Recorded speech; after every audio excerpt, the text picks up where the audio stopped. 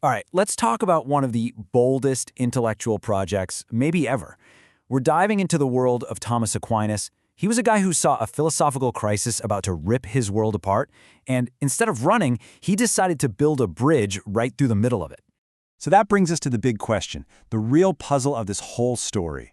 How on earth did the writings of a pagan philosopher, Aristotle, a guy who'd been dead for 1.5 millennia, suddenly show up and threaten to unravel the fabric of medieval Christianity? It's a heck of a story about an intellectual collision. Okay, so our first stop on this journey is what scholars call the Aristotle problem. Basically, in the 13th century, a flood of Aristotle's lost works poured back into Europe. The problem was, they didn't come alone.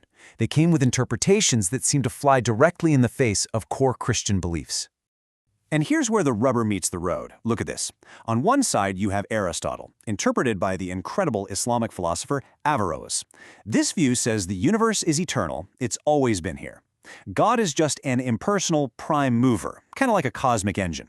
And the individual soul? Nope, it's not immortal. On the other side, you have Christian doctrine. God created the world from absolutely nothing. He is a personal, loving creator. And your soul is immortal. I mean, these aren't minor disagreements, right? This is a head-on collision of worldviews. So what do you do? Well, some people try to patch it up with this thing called the twofold truth theory. The idea was, hey, maybe something can be true in philosophy but false in theology. Keep them in separate boxes. But for Christian thinkers, this was a disaster, a non-starter. Truth had to be one. You couldn't just build a wall between faith and reason and call it a day. So this left Christian intellectuals with a huge choice to make. I mean, a real crossroads. Do you just throw Aristotle out entirely as dangerous, pagan nonsense? Or do you try to find a way to reconcile it? And that choice really split into two main camps.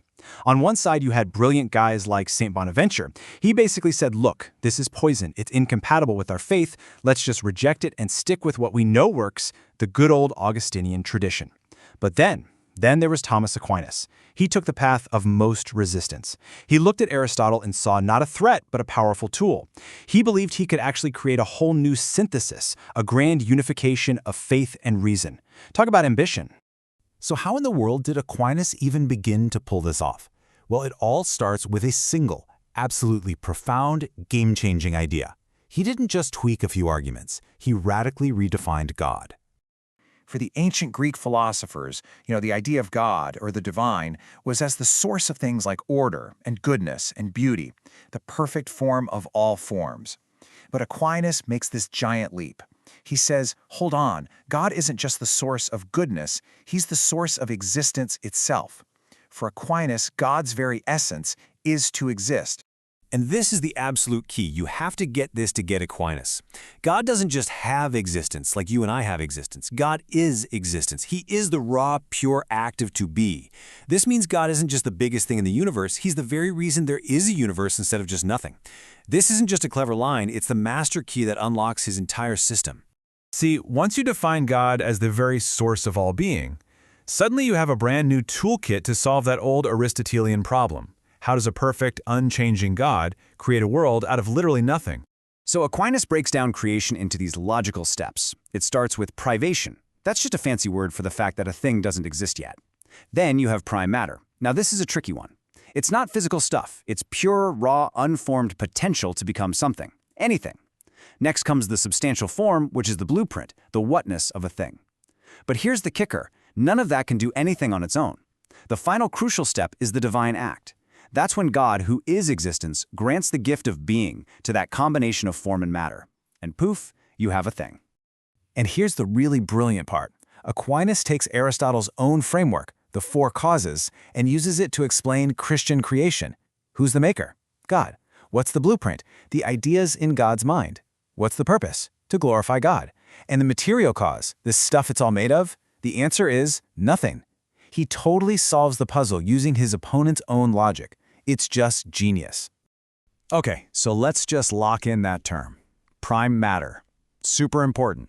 Just remember, it's not wood or stone or any kind of physical substance. Think of it as pure, undefined potentiality, just waiting for a blueprint to become real. And that blueprint is the substantial form. It's the unique essence, the whatness that makes a cat and not a dog or a rock. When this form is stamped onto that prime matter and then given existence by God, That's when you finally get an actual existing cat. And finally, telos. This is a huge idea from Aristotle that Aquinas adopts. It just means that everything has an inherent purpose, an ultimate goal. For Aquinas, that purpose is baked into the very nature of a thing by its creator, and that purpose is always, in some way, to reflect and glorify God. Now, if you're thinking, wow, this is incredibly dense and detailed, well, you're not wrong.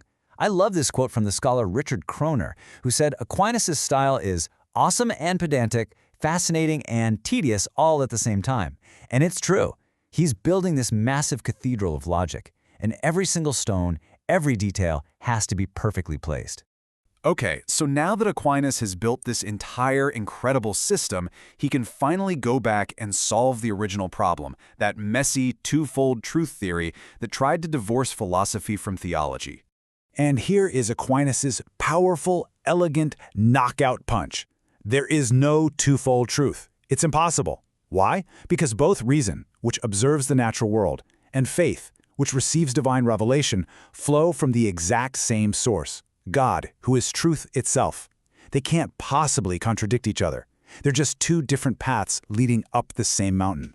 So Aquinas lays out this beautiful tiered view of knowledge. You've got some truths we can figure out just by using our brains, logic, math, science.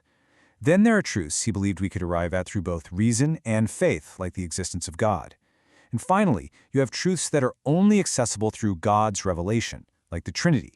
They're not illogical, they're superlogical, they're above our reason, but they're all part of one unified whole. So in the end, Aquinas' great accomplishment was building this incredible, sturdy bridge between the world of faith and the world of reason, right when they seem to be drifting into open conflict. And that really leaves us with a parting thought, doesn't it? In our own time, with all of our own deep divisions, where do we need to be building those kinds of bridges today?